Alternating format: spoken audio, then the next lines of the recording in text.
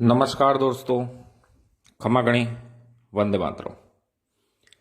मैं कमल सिंह शक्तावत बाणा खुर्द। आज हम बात करेंगे कल्लाजी राठौड़ के बारे में। एक ऐसे वीर जिन्होंने लोक देवता के नाम से ख्याति पाई। कल्लाजी का जन्म राजस्थान प्रांत के मेड़ता नगर में हुआ था। उनके पिताजी सामियाना जागीर के श्री अचल सिंह जी थे। माता श्वेत कुंवर ने शिव पूजा से यह पुत्र रत्न पाया था। कल्लाजी ने बाल्यकाल से ही अश्वारोहण, खड़क संचालन, धनुर्विद्या, भाला आदि शस्त्र संचालन में निपुणता प्राप्त कर ली थी। उनके इस युद्ध कौशल को और पराक्रम का प्रकाश चारों ओर फैलने लगा था। एक बार अपनी भाभी के तानों को सुनकर कल्लाजी क्रोधित हो गए और मारवाड़ छोड़कर मेवाड़ चले गए। कल्लाजी के काकोसा हुकम जयमल जी मेवाड़ के सेना नायक थे। उन्होंने एवं राणा उदय सिंह जी ने कल्लाजी व उनके साथियों का स्वागत किया और ऐसा स्वागत हुआ कि मुझे कवि सिद्धार्थ देवल की पंक्तियां याद आ जाती है। यूं तो एक एक योद्धा है महावीर भुजबल में, अब तो बब्बर शेर आ गया है मेवाड़ी दल में। राणा उदय सिंह जी ने कल्लाजी के शौर्य, पराक्रम और योग्यता को देखकर उन्हें रनेला का जागीरदार घोषित किया। जब कल्लाजी अपने भाई तेज सिंह जी और साथियों सहित अपनी नवीन राजधानी रनेला की ओर जा रहे थे, रनेला पधार रहे थे, तब तेज वर्षा के कारण उन्हें शिवगढ़ में रात्रि विश्राम करना पड़ा और यहीं पर वागड़ राज्य की राजकुमारी कृष्णकांता से उनका प्रथम परिचय हुआ। नवीन राजधानी रनेला पहुंचने के बाद धूमधाम से कल्लाजी का राज्याभिषेक हुआ। उधर अपनी पुत्री की भावना का आदर और अनुमान कर वागड़ के राजा कृष्णदास जी ने कुंवर कल्लाजी को राजकुमारी के योग्य समझते हुए विवाह संबंध का श्रीफल भेजा, जिसे कुंवर कल्लाजी ने सहर्ष स्वीकार कर लिया। विवाह की निश्चित तिथि के दिन कुंवर कल्लाजी बारातियों सहित शिवगढ़ पहुंचे। जिस समय कल्लाजी दूल्हे की वेशभूषा धारण कर सिर पर मोड़ बांधे, ढोल नगाड़ों की धूम के साथ अश्व पर सवार होकर तोरण पर उद्धृत हुए, बड़े बड़े नेत्र, बाकड़ली मूछें और उन्नत भाल था। उस समय मेवाड़ के एक हरकारे ने सूचना दी कि चित्तौड़ पर अकबर ने विशाल सेना के साथ आक्रमण कर दिया है। चित्तौड़ पर इस संकट की सूचना पाते ही शूरवीर कल्लाजी राजकुमारी कृष्णकांता से वरमाला अवश्य ग्रहण की, किंतु पुनः आकर मिलने का वचन देकर रणभूमि को प्रस्थान कर दिया। कृष्णकांता ने तब रक्त तिलक से आप श्री को विदा किया और यहां पर एक पंक्ति याद आती है, जाओ वीर समद में आदेश प्रथम है, हां देश प्रथम हो। और श्री कुंवर कल्लाजी वहां से प्रस्थान कर गए। एक शपथ दी उन्होंने, ले तुझको रजपूती अंतिम वचन दिए जाता हूं, इस परिणय की प्रिय नहीं सिंदूरी सांझ ढलेगी, तेरी गोदी में धड़ होगा जब अंतिम सांस चलेगी। दुर्ग रक्षक वीर जयमल जी उनके आगमन पर अत्यंत प्रसन्न हुए और कल्लाजी ने अपने साथ दुर्ग की रक्षा के लिए नियुक्त कर दिया। वीरवर कल्ला, जयमल मेड़तिया, फत्ता और ईश्वरदास आदि वीरों के नेतृत्व में देशभक्त शूरवीर राजपूत सैनिक जब अवसर मिलता तब शत्रु दल पर भूखे शेर की भांति महाकाल बनकर टूट पड़ते और फिर वापस किले में पहुंच जाया करते थे। जब अकबर ने देखा कि किला आसानी से प्राप्त नहीं हो सकता है, उसने सुरंगें बनवाना प्रारंभ किया। सुरंगें किले की तलहटी तक पहुंच गई। उसमें बारूद भरकर आग लगाई गई, जिससे किले का बुर्ज उड़ गया और कई योद्धा हताहत हुए। परंतु इसके बाद भी अकबर को युद्ध में सफलता नहीं मिली। जहां जहां दीवारें टूटी हुई थी, राजपूतों ने पुनः बना दिया। एक रात्रि जयमल जी टूटी हुई दीवार की प्राचीर की मरम्मत मशाल की रोशनी में करा रहे थे, तब अकबर ने अपनी संग्राम नामक बंदूक से निशाना साध कर गोली चला दी, जो राव जयमल जी की जांघ में लगी और वे चलने फिरने में असमर्थ हो गए। दुर्ग के सेनाध्यक्ष जयमल जी के घायल होने से शोक की लहर छा गई।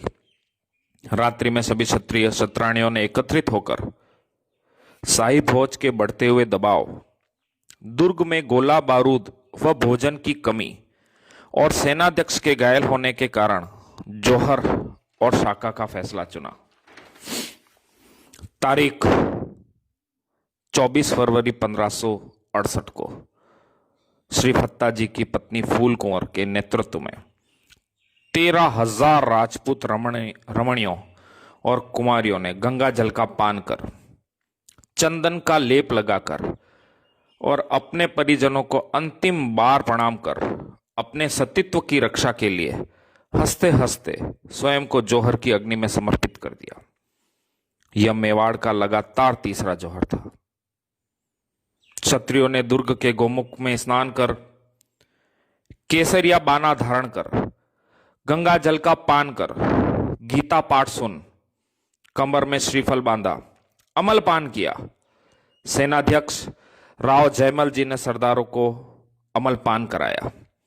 सेनाध्यक्ष जी के अंतिम मनोहार को चित्तौड़ की सेना ने बड़े प्रेम से स्वीकार किया और ऐसा प्रण लिया, कल जो होगा जिसे देख मुगलों के अंश डरेंगे, इस सृष्टि पर नहीं हुआ, हम ऐसा युद्ध करेंगे। अब राजपूतों के उत्साह की कोई सीमा न रही थी। इस युद्ध में घायल सेनापति जयमल जी को लड़ते लड़ते युद्ध में वीर गति प्राप्त करने की इच्छा थी, लेकिन जयमल जी की जांघ में तो गोली लगी थी। युद्ध करना तो दूर, वे चलने फिरने में भी समर्थ नहीं थे। तब वीर शिरोमणि कल्लाजी राठौड़ ने अपने काकोसा हुक्म जयमल जी को अपने कंधों पर बैठाकर युद्ध करने का निर्णय लिया। 25 फरवरी 1568 की सुबह क्षत्रियों ने हाथों में तलवार धारण कर किले के विशाल कपाट खोल दिए और मुगल सेना पर आक्रमण कर दिया। यह नजारा अद्भुत व लोमहर्षक था। जब शूरवीर रणमंके कल्लाजी राठौड़ व उनकी पीठ पर बैठे हुए 60 साल के काकोसा हुक्म जयमल ने अपने दोनों हाथों में भवानी धारण कर मुगलों की सेना पर भूखे शेर की तरह टूट पड़े।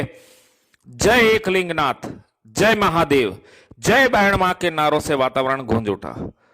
कल्लाजी वीरवन जयमल जी का यह चतुर्भुज रूप रणभूमि में जहां जहां से भी गुजरता, वहीं शत्रु सेना का मैदान साफ हो जाता।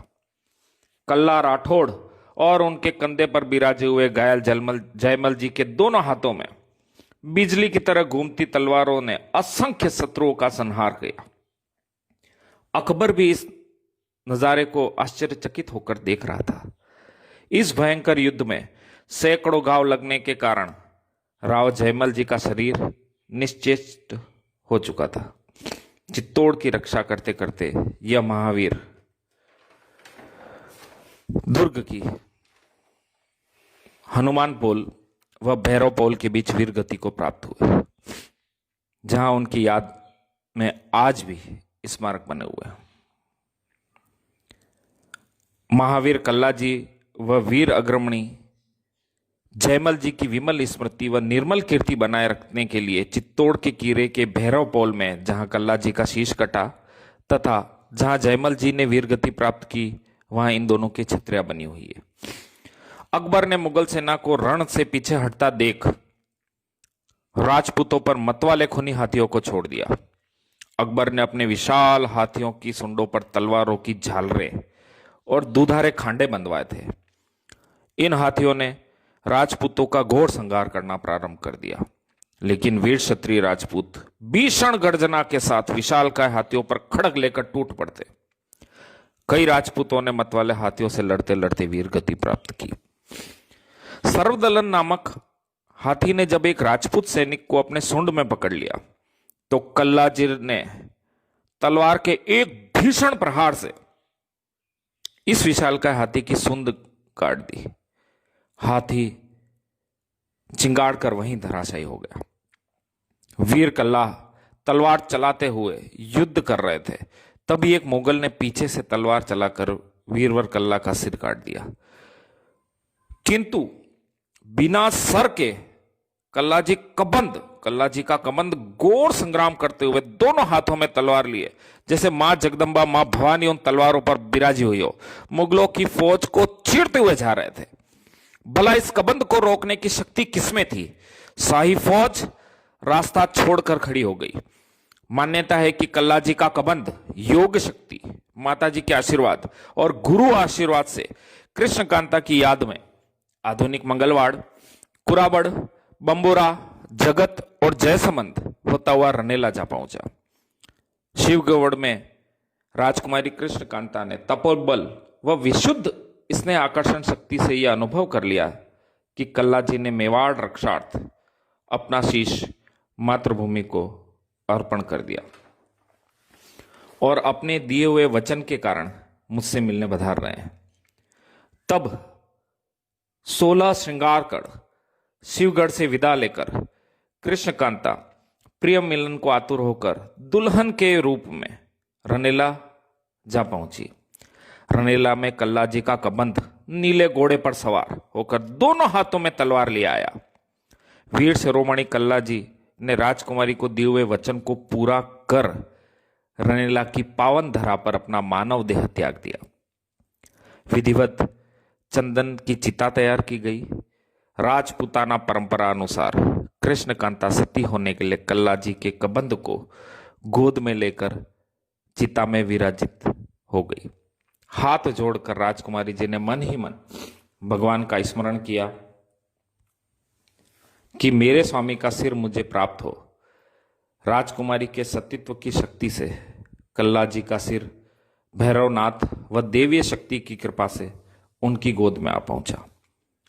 तब कल्ला जी का शीश कबंद से जोड़कर 26 फरवरी 1568 को कल्ला जी के भाई तेज सिंह जी व ने ईश्वर का स्मरण कर चिता में अग्नि प्रज्वलित कर दी।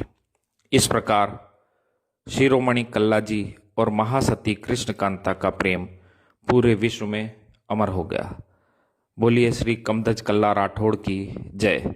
साथियों, इसी तरह आने वाली श्रृंखलाओं में हम मेवाड़ के वीर पुरुष हल्दी घाटी, महाराणा प्रताप और जयमल, पत्ता, जौहर की सच्चाई के बारे में आपसे चर्चा करेंगे। बहुत बहुत धन्यवाद। खमा गणी, वंदे मातरम।